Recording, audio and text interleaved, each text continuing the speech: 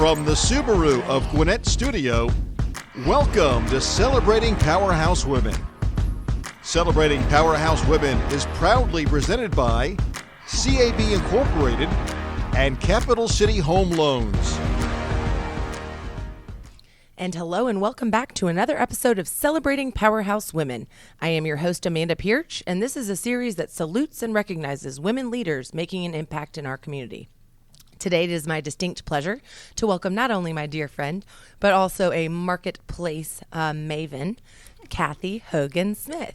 She is the CEO and president and founder of Cachet Corporate Gift Services.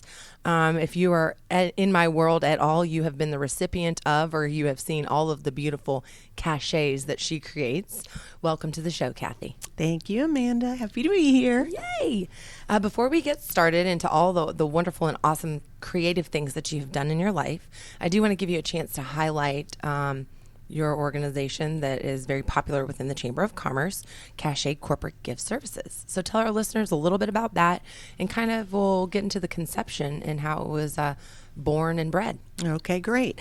Cachet is a custom gift design company that specializes in helping businesses create better relationships with their customers, clients, and their employees. We believe that if the companies express authentic gratitude, that it comes back to them. Their ROIs are higher, their employees are happier, and it just helps you bond more with people. Absolutely. And then also you get to exercise your creative nature through the gifts that you create. Tell us a little bit about what that looks like, your office or the showroom or the warehouse that you might store all the goodies that you compose these gifts with. Okay. I basically work out of a home office, but I have a warehouse that I store things. But what we do, because we're custom, is we do like a survey for people up front. We need your price point, your event or your theme, and your timeline. And from that, we try to pull as much information about the recipient from you as we can, and then we customize everything. We've got all kinds of products that we can put your logos on, or themes. If you don't have a theme, I can create a theme for you. So we started back when I was a real estate agent. Well, I'm still a real estate agent, but I had builders who were looking to do something a little bit different. And I would go to closings, and other agents were bringing closing gifts. I went back to my builders, and I said, why are you guys doing this? And they said, oh, yeah, great. Go ahead and do it. I'm like, okay. I am a creative person, so I figured it out. Started bringing them. Found out there was a big convention that taught people how to do this, believe it or not. Started attending, learned things about, design, marketing. And just went from there. Started entering competitions and won, and started having notoriety. You said that so humbly. Started entering competitions and then won. Yeah. So you started entering competitions for like creating these gifts? Design competitions, marketing competitions, where you had to do layouts of how they would market, but mostly design. And this was put on by a national magazine. And so after winning so many times, they took notice of me and said, hey, would you like to work for the magazine? Okay, sure, fine. So they hired me to teach several times a year. I'd travel around the country with them. And then they found out that I had a little bit of a background in music, so they thought they would make me perform at these conventions, which was a hoot. Okay, stop. You just keep saying all these things like we're going to not come back to them. I'm going to put a pin in that performance and rewind to real estate, because I feel like you recognize, hold on one second. I need to educate our listeners really quickly. Cathy is a Midwest girl by birth, but a Southern belle by choice. Where in the Midwest are you from, Cathy? Southern Indiana. Southern Indiana. Okay. And then she brought all that goodness here to Georgia. That's right. The Southern belle by choice. Through your experience in career, 31 years, you've been a realtor. Mm-hmm. And I know that you have sold in some pretty high caliber neighborhoods here very locally. Might I reference one? Sure. The River Club. Yes. Specifically. So I can only imagine in the sale of a home, that is a large investment. Huge. So you recognized a need to kind of put a little bit of icing or a cherry or a personal touch on top through that realtor experience by creating your Cachet Corporate Gift Services company. I actually did. They found out that what I did when they hired me, and they said, "Well, what can you do for these clients?" A very upscale clients, so they had to be very creative. It was a challenge, but what I did was I presented things to them. They chose something basically and said, "Hey, let's go with it." It's a real high-end product. But I got to know a lot of the people buying in there, a lot of high-end executives, entertainers, professional athletes. Yeah. And so I formed this thing. I made myself into their personal concierge. And when they needed something, they knew after several years they could come directly to me. And if I didn't have it, I'd find it for them. And so my business started as the gift business, but it morphed kind of into this concierge situation. And I do that now with people. So, and you referenced something that's very important. It's an expression of authentic gratitude, right? And also relationships. That it helps develop relationships, and the amount of thought and time that you put into the consultation or understanding your client's specific needs is probably what has helped set you apart from the rest of companies that could do something similar, obviously never the same as you. Right, absolutely. So recognizing those key elements, I think, was essential. And I tip my hat to you for recognizing that. So 31 years in real estate, and then you mentioned also that you were a singer. I myself know that you have a little bit of experience on the microphone. Share with our listeners, and then we're going to jump into some other facets of your life that I also find so interesting. There's so many. Tell us a little bit about what you did as a singer and artist, or as a voiceover. Oh, with that seductive voice of Cathy. Well, I had a short career in the music business. It wasn't anything big. It was local.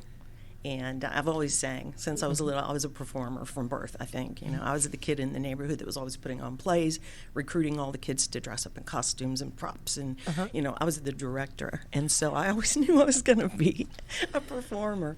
So, I was in choir, of course, did that. And then after I graduated from high school, I hooked up with some friends of mine, and they had a little singing group in Louisville, Kentucky area, which is close to where I was from. And they wanted me to be in their group, so we would go around and perform at different locations, and I was kind of the lead singer. Nice. Were you doing this like at coffee shops or like in parks? Like, were you contracted to do this, or you guys just voluntarily performed?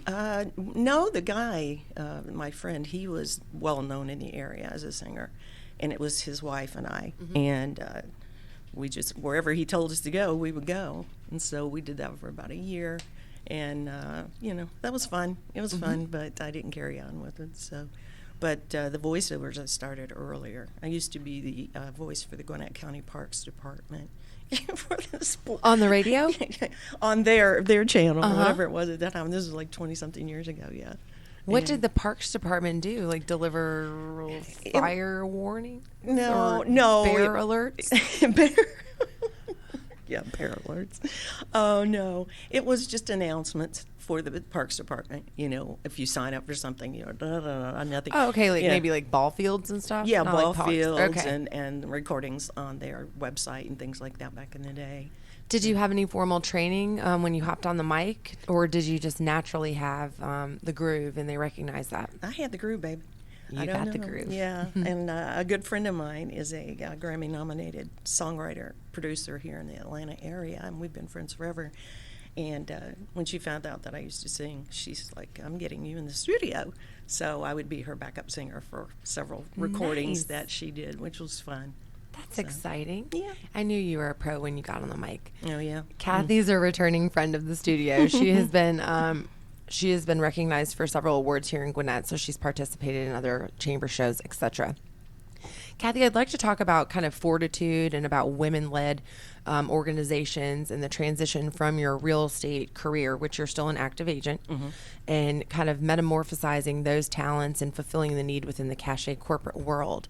How were you able to take a I don't want to say take a break, because I understand real estate is as passive or as aggressive as you choose. How were you able to kind of pivot from real estate full-time into launching your own successful business. And then what were some challenges that you kind of experienced in the ramp-up process that you had to overcome in order to continue forward? Okay, well, I've had the business for 25 years. So I created it during my real estate career, like I said earlier. But what the challenge is to me, especially to women, is they're not fearless enough. You need to be fearless. Go start a business. If you fail, fine, but you learn. You could succeed. So you have two choices. You're going to succeed or you're going to learn. But a lot of people, and I keep saying especially women because that's my experience with them, they're afraid. They're afraid to fail. Mm-hmm. And I'm not. I'm kind of fearless like that, but seriously fearless. Mm-hmm. That's my word.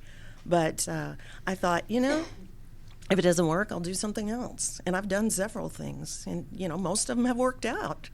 But you just have to know that it's not instant gratification. You have to be persistent with things. You're going to get turned down a lot, but you have to just keep pushing and pushing and pushing. And I'm all about exposure. So the more exposure you can get, they say it doesn't matter what you have to sell if nobody knows about it. True. So exposure is good. That's why networking is good. Perseverance, succeed.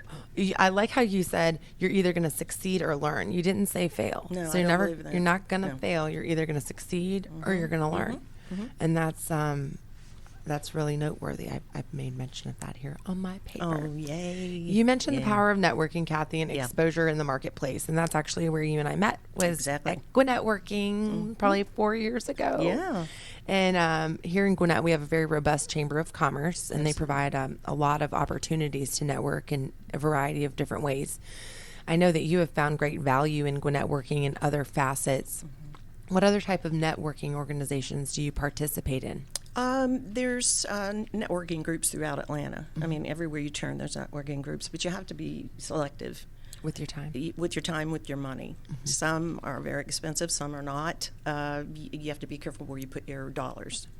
And especially when you're first starting a business, you don't have that many to spread around. So you have to be real selective about it.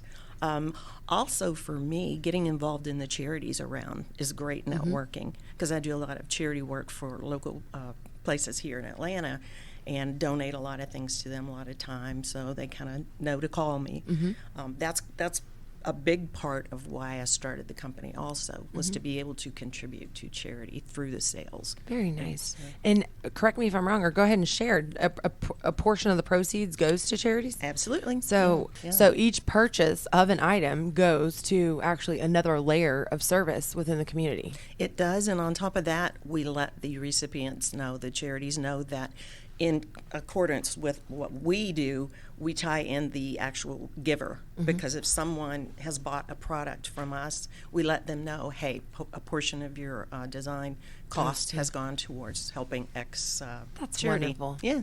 It's so important to give back, Cathy. Yes.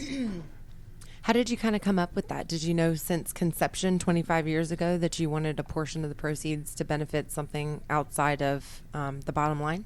Well, I've always been involved in charities, even in high school. I was in service groups, and we would go to orphanages and work with kids and things like that. So it's always been part of my life, and it was just a natural progression for business.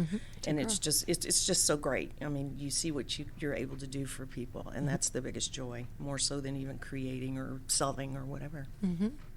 Let's rewind a little bit and go back to the time maybe that you were in high school when you were a young, budding model. I saw a picture not too long ago of you. Maybe you're in your teenage or early 20s. Yep. And it was a newspaper. Exactly. Talk a little bit about high school, growing up, and your experiences that kind of led to where you're at today. Okay. High school, yeah, I did it locally. It was just basically for the surrounding area there. When I checked into modeling full time, it was too expensive, and you had to have a booking agent. I said, no, I am a bit of a tomboy, so I'd rather spend my time on the horses or, in sports or something. I was raised. My dad was he played for New York Yankees for a brief period of time, so I was raised in a household with an athlete, professional athlete. Although it was way before I was born. And I was the oldest of four, and so he tried to mold me into a boy. He'd make me go fishing at 3 a.m. He also raised and trained racehorses, And so that was a big part of my extracurriculars when I was in high school. I'd love to go to Churchill Downs and exercise the horses on their track and things like that. Yeah, but in school I was actually a dancer. I was, the pom-pom girl kind of thing. So that was pretty much my high school. And that led to the modeling. It was about the same time. Yeah, somebody just came up to me, a friend, and said, "Hey, would you do this?" And I thought, yes, that sounds fun, and then led to a couple more things, and then it led to a brief appearance in a Coke commercial. But if you saw it, you wouldn't know who I was.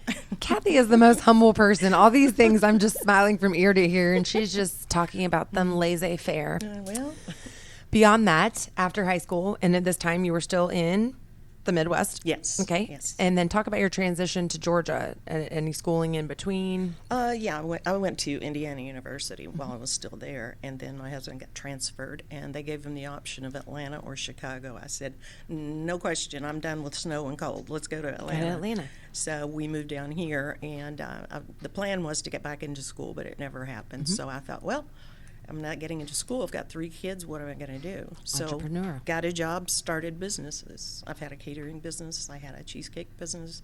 I owned a restaurant, bakery, cafe for a year. That, yeah. And then this business, plus the real estate business. Right. Cathy is what you might consider a serial entrepreneur.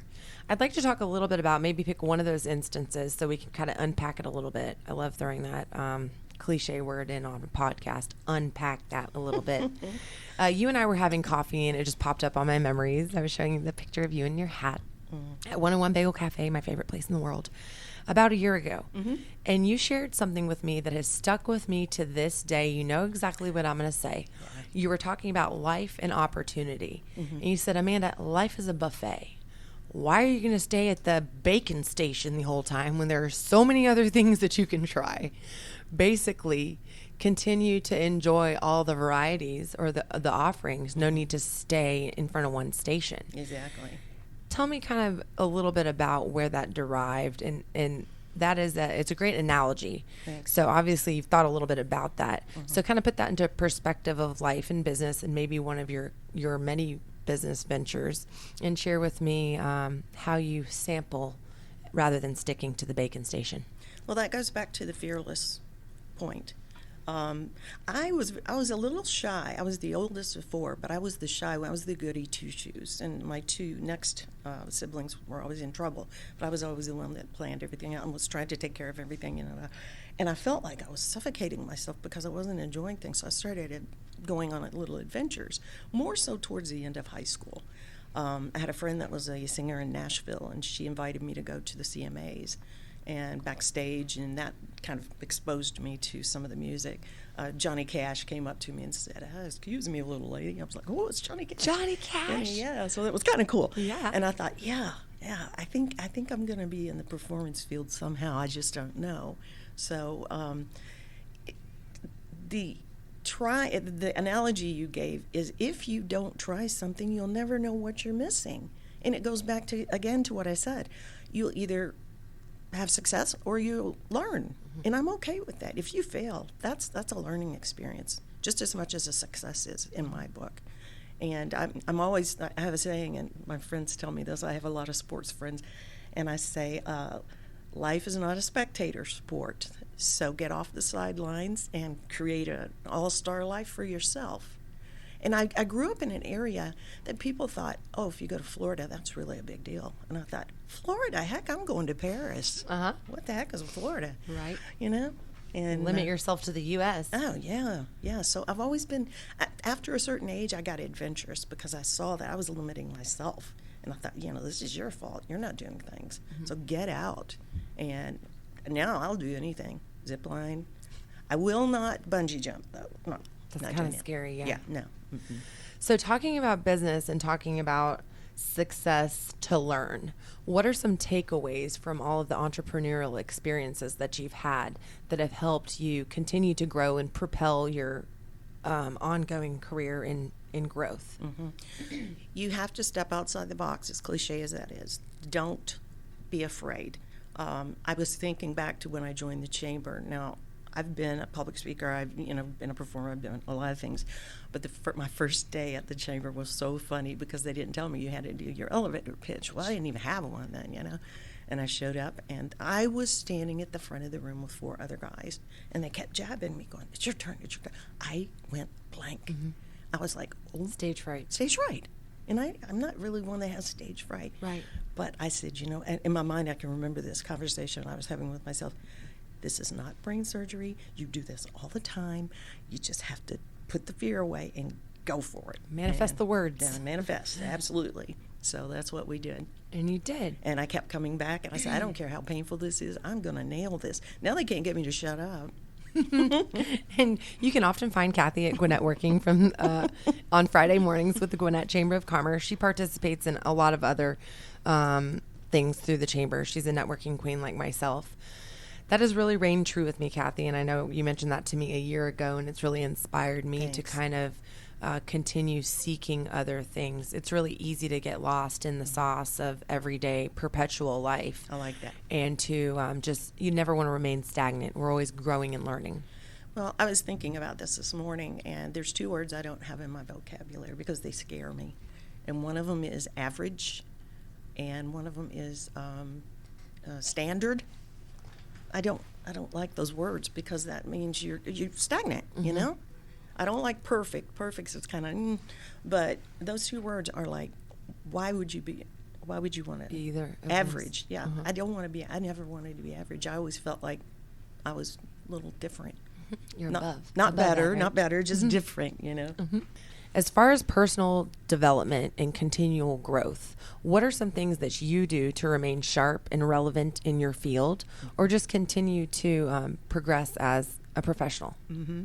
Well, in my field, it's funny you asked that because last week, one of the guys in chamber who orders for me all the time, he really gets what I tell people about. Give me as much information of the recipients as you can, da, da, da, da, da. And he has totally taken it to heart, and he comes up with some things that's like, what?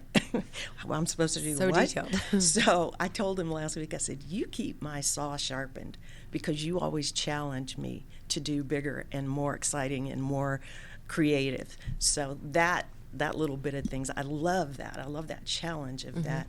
But personally, I take lots of classes, I read tons, and I love to travel because travel gives me more inspiration than anything, I think. When you get outside the U.S. and, you learn different cultures and things like that, it gives you inspiration. I'm actually going to Mexico in 10 days to talk to some new artisans. Vendors? Mm-hmm.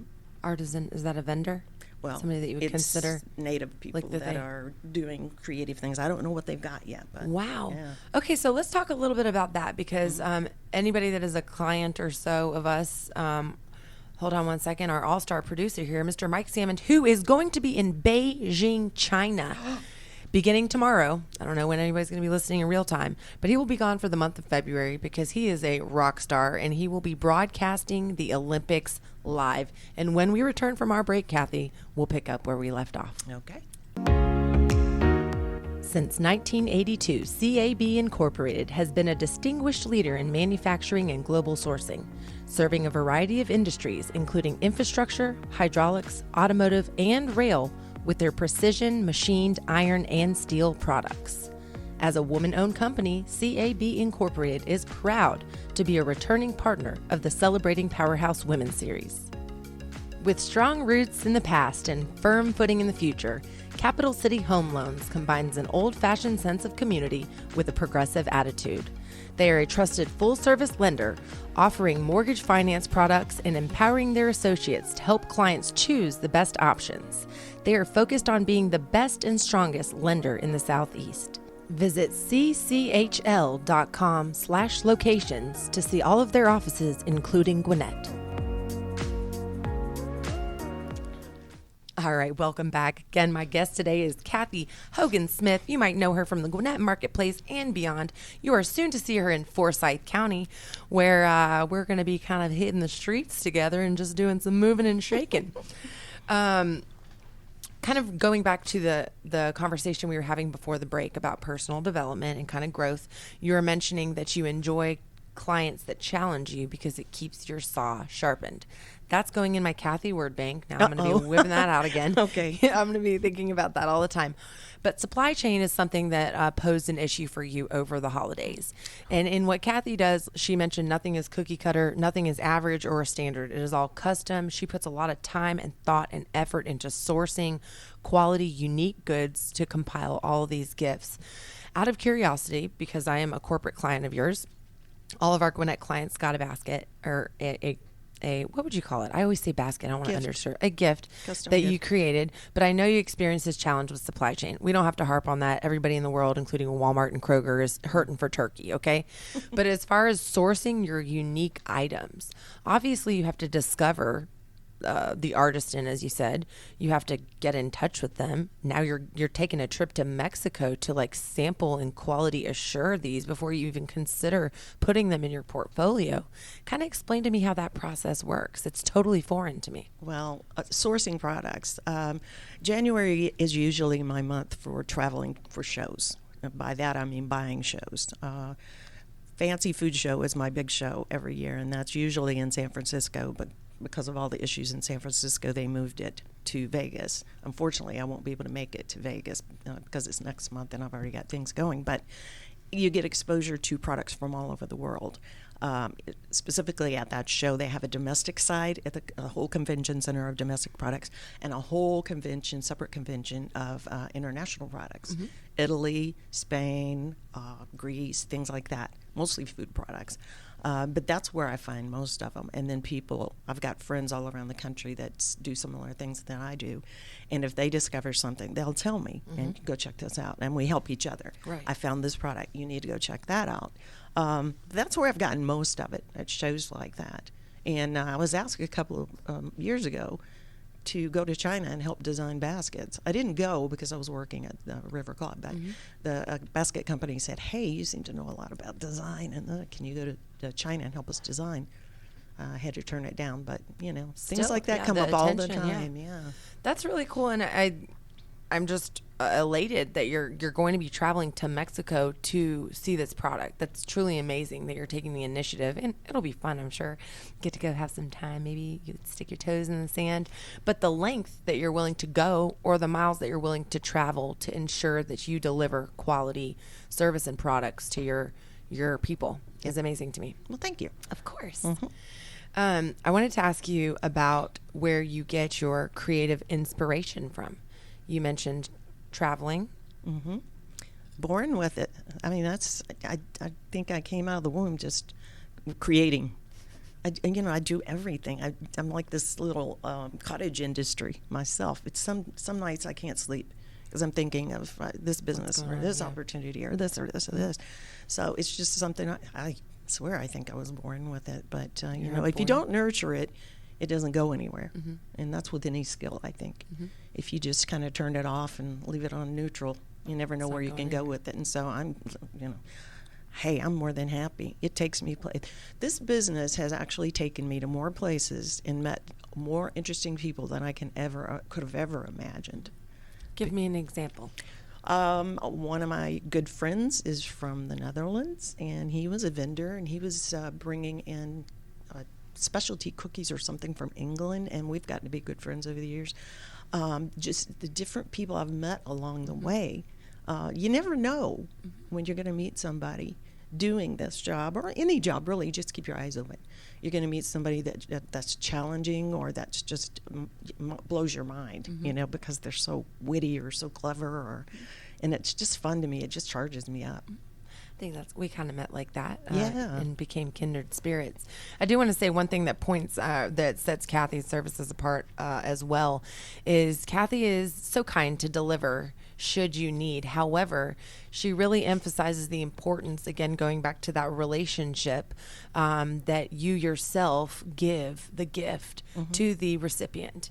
While she's happy to do so, there's a lot of awesome that comes out of being the one that turns it over, and I'll let you kind of expand on why you feel like that's so important. Oh, great. You remembered that. Yeah. Mm-hmm. I do this for a living, and I've got people that work for me part-time during the holidays mostly, but we take things out, and we know the reactions that people are getting. But that's part of the whole plan. It's not just, hey, let us deliver a gift for you, a custom gift. The gift is great, right? Because it's like nothing out there. But the bigger part of it is the reaction of the people, because it shows them that you thought enough about them to understand their likes and to incorporate that in, and they will remember you for that because you paid more attention than most people. I'm not going to use any big box names, but a lot of people go to these stores during the holidays especially, and they think, oh, that's great. I'm going to say it, Costco. Don't hurt my stomach. No. But they're just not what you think they are. Uh-huh. And, and think about this. If you do give those, how many other people do you think are giving the same exact I've done thing? it. I'll tell you, Cathy, when I was in the hotel corporate world, I was given a little baby budget. This is before you and I were friends, because I quickly tried to convert that business to you. But I went to literally Costco. I bought 20 of the 4-tiered chocolate boxes, brought them around, only to be deflated to see. In fact, Mike and I went and delivered to one of the clients, and they already had a few that other people had already gotten and given to them. And I thought, man, this is not special at all. We're one of 4 chocolate boxes. Who gave us the blue? Who gave us the green? Put it in the break room. I do want to just brag on you really quickly, because my partner in Forsyth was the recipient of a special cachet that you created. And if anybody knows Steve Cooper, he is the biggest Bigfoot fan. And you took the time and you had the creative acumen to do all sorts of unique things for that treasure, including a Sasquatch hat and like palm leaves and chocolate tractors, because he has a farm. And the reception when I delivered it was exactly what you said. Great. I mean, he was floored and just felt so remarkable and special that we knew those things about him in order to tailor that. Exactly what I intend for the gift to do. I'm so glad. That was fun when I would find things and I'd send them to you and say, what do you think of this? What do you think of this? This will be really cool, but you'll love it, however it ends up. I have the confidence that I've been doing this so long. People will be like, well, do you do this? And it just let me do it. And that's the great thing about doing the corporate world. Because they don't nitpick you. They realize that I've been in business. I know what I'm doing. I'm creative. They've seen the results. They can give me, like I said, the price point, the date, and the theme, or I do the theme. Yeah. And they know I'm going to take care of it, and it's going to look fabulous. So, but I was at Chamber last week, and like I said, Anthony Chin, he did a special request for me, and it was what he called his adoptive parents in New York before he moved here. Very special people to him. And so he was telling me all the stuff about him, and I incorporated everything into it. And he called me, and he said, she's crying on the phone because she loved it. So see, I get so much joy out of that. So. Anthony Chen also hosts a podcast on Business RadioX. He does, I think it's called Family Business Radio. Yeah, I've been on that one. Very exciting. All through the power of Gwinnett working. Exactly. I failed to mention that Cathy, in addition to all the hats that she wears, she is also a family woman. She's the mother of 3. And she's also a dog mom to Sasha. And in addition to the corporate responsibility, you also have one to your household. What do you do to remain sane and healthy as you balance a career, entrepreneurship, motherhood, family life, etc.? Well, it's kind of challenging. Sasha keeps me grounded. She's just so funny. She's a hilarious little dog. She's so cute cute, too. Yeah. Little Shih Tzu, they're characters. She really does keep me grounded, because when I get stressed out, she'll just come up with those big puppy eyes and want to play. And but all of my kids are living locally now. They're for a while. A couple of them are gone, but they're all back locally, and they have spouses, and then I have the granddaughter and everything, and they keep me in the loop, actually. I was always, when they were growing up, I was always involved in a lot of their things, and fortunately, they still like me to be involved. They'll invite me to things. They'll take me to soccer games or whatever, because they know I don't get out much. And I'm a sports freak. I mean, I love sports. When I was in high school, I was like I said, I was raised by an athlete, so I knew about sports. And most girls in high school did not. And I was definitely a guy's girl. So my kids know I'm a big Braves fan. Then they're like, oh, here, we're going to take you to the Braves. Yeah. No, I didn't get to do that. I got to dog sit for them while they went, but I would have loved to have gone. So. As far as people that have made an impact in your world, Cathy, I know that you have been a mentor to me, whether you know it or not, in our conversations and the wisdom that you share and just through our friendship. In your life, who has kind of played that role for you? Is there anybody noteworthy that really made an impact and kind of helped propel you to the successful woman you are today? First off, my grandmother. She's been gone a while now, but she was a little under 5 feet tall dynamo, had 7 kids, and my grandfather was a coal miner in Kentucky. And she uprooted them, and he bought a farm in Indiana, and she raised these. I think they about starved at the beginning, but she raised these 7 kids, and so I have a lot of cousins and everything. But other than that, it's kind of a sad situation, but I had 2 precious friends. That one was, she just hit 99 years old last year. Wow. She's a little lady up in Connecticut, and she went through her family went through the Holocaust and everything, but she was the quickest-witted person, and I just adore her. The other one was my friend Sane, who is an international interior designer. And not only was he talented, but how he treated people was just, it was magical. Mm-hmm. He was so kind. He was the epitome of a sweet Southern gentleman, loved his mama, and could create things out of nothing. And some of the homes that he's done are in national magazines, wow. International magazines. Mm-hmm. But it was his personality. He always made whoever he was with feel like they were special and that they had magic. Mm-hmm. And unfortunately, last year on June 15th, both of my sweet, precious friends passed away on the same day. On the same day? Wow. Yeah, so I decided then, it rocked me, but I said, you know what, I'm going to live like Edie and Shane. Mm-hmm. So it's going to be Shane Edie. Shane Edie. And they're in heaven smiling down at you. They are, and they're so That sweet. is ironic on the same day, though. I know, and I didn't know it at the time. Wow. So, But 99, she had a lot of wisdom to share. She was a pistol. Wow. Yeah, so witty, so sharp, even at 99, so...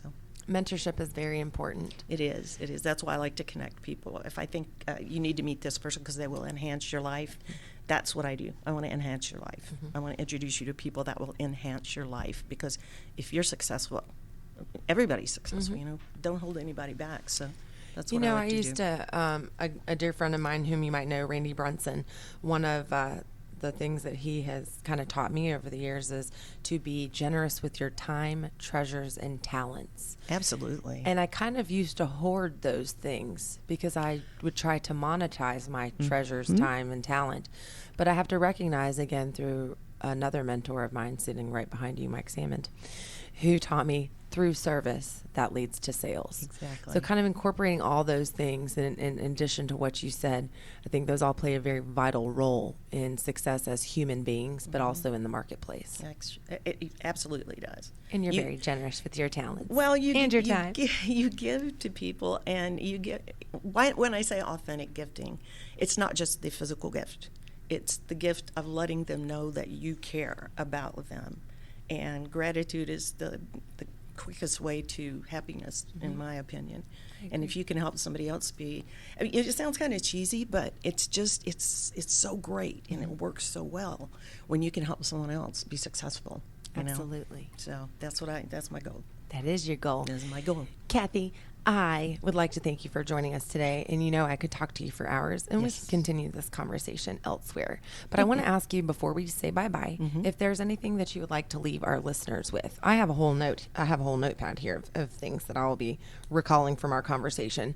But last words of advice or wisdom for those that are listening to us today. Oh, gosh, that's a tough one. I thought I already spilled it all. Just be authentic, trust your instincts. Take hold of the fears, and just get out there and fearless. Be fearless. Be fearless, and don't be stupid, but be fearless. There's a difference. Succeed or learn, never fail. From the words of Cathy Hogan-Smith. Cathy, thank you again so much for joining us today. For those of you listening out there, if you find value in this series, please hit the subscribe button. We would love it for you to rate and review this podcast. These shows are available 24/7 online at businessradiox.com or on iTunes, iHeartRadio, or your favorite podcasting application. Be sure to connect with us on social media at Gwinnett Business RadioX. And until next time, I'm your host, Amanda Pierce, and this has been Celebrating Powerhouse Women.